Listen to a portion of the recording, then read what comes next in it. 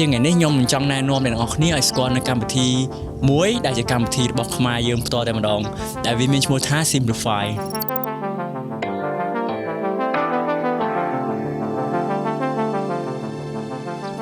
កម្មវិធី Simplify អ្នកនរគ្នាវាជាកម្មវិធីមួយដែលមានភាពងាយស្រួលក្នុងការប្រើប្រាស់មែនទែន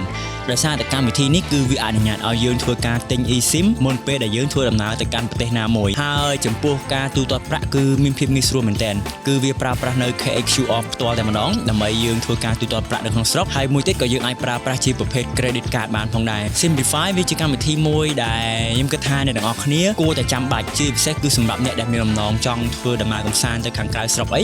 ខ្ញុំណែនាំឲ្យអ្នកទាំងអស់គ្នាប្រើប្រាស់នៅកម្មវិធី Simplify មួយនេះ Simplify វាមិនត្រឹមតែជាកម្មវិធីមួយដែលស្រួលទេសូម្បីតែ UI ការ design របស់កម្មវិធីមួយនេះមើលទៅវាស្អាតជាង